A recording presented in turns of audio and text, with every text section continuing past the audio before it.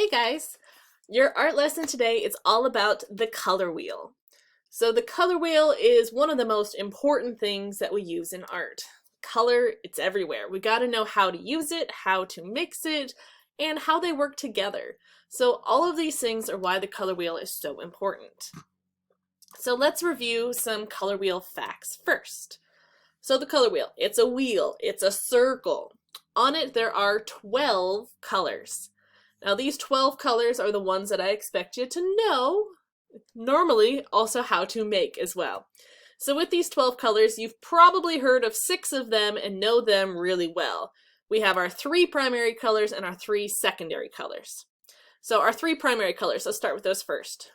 Primary, prime, that root word stands for 1. So they are number 1. They are most important. Now what makes them most important? It's because they are the colors that mix all the other colors together.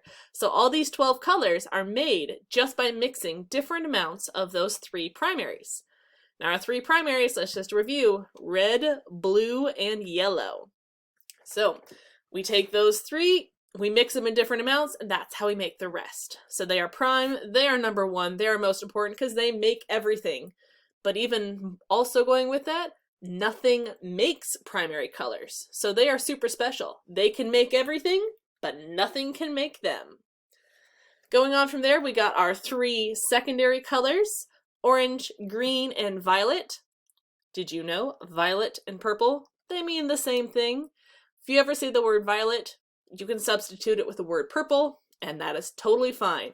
You can use either color. They both work for me. I use them both interchangeably. So we know our secondary colors are made by mixing even amounts of our primaries. Hopefully you've had some experience with that. And then lastly, we have our 6 tertiary colors, which we'll get into that. Tertiaries very well might be new to you. So let's just review. Secondary colors. Hopefully this is review for you. You understand how it works. So we're taking even amounts of 2 primaries, mixing it together to get our secondary. So red and yellow makes orange. Yellow and blue makes green, and blue and red makes violet or purple. Okay, oops. So hopefully you guys know that process, you understand how those works.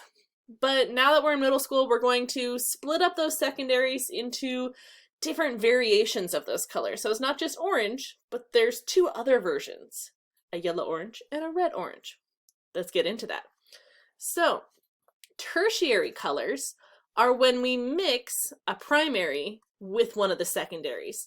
So in other words, we're taking that primary color and we're adding more of one of them, or we're taking that secondary color and we're adding more of one of the primaries. There we go, got tongue-tied. So if we look at red-violet here in the middle. So red-violet means we're taking violet that we've already made and adding more red to it. So that means it's going to be a lot of red and a little bit of blue, and that's what's going to give us red-violet.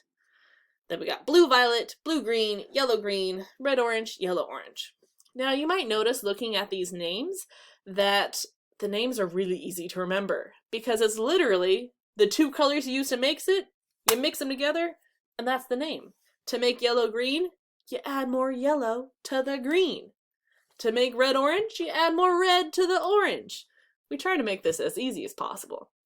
Now you might know some of these colors by different names because of different brands. Now brands like Crayola, they're amazing, but they've kind of taken naming into their own hands and they come up with sometimes crazy names, sometimes regular names, but they name colors something different. So these names here are the official names that the art world uses.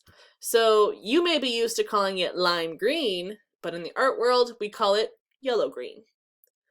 You may know blue-green as turquoise. You may know red-violet as magenta.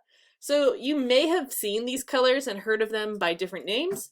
They're still the same thing. These are just the official art world names. Okay?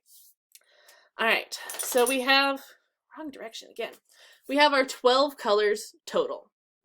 So the color wheel is useful because it helps us to figure out how to make each color if we forget. We can just look at the wheel.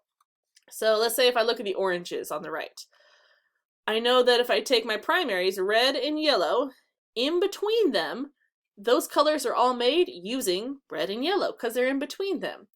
The closer it is to red, that means the more red is mixed into it. So red-orange is a lot of red, just a little bit of yellow. Orange is in the middle, so it's about half and half. Yellow-orange is a lot closer to yellow, so it uses a lot more yellow and just a little bit of red. So where the colors are placed on the wheel is really important because that helps us figure out how to make them. One last thing with the color wheel, and then we'll talk about your actual project, is it also helps us to figure out what colors work really well together. So if we look at the color wheel and we split it in half, if you drew a line from red-purple across to yellow-green, one half of the color wheel is warm colors. That's the colors on the right here. Red, oranges, yellow, those are warm colors. They work really well together to represent warm things like fire. The other half of the wheel, purples, blue, and greens, those are cool colors. Those tend to relax us and do more natural things like water, like nature, things like that. And then another great way to split up colors is to use complementary colors. Complementary colors are colors that make each other better. They complement each other. Those are found directly across from each other on the color wheel. So if we go blue to orange, those are complementary. Red to green, purple to yellow. Okay, so if you go directly across the wheel, that's going to give you a color that's guaranteed to look good with the color you picked.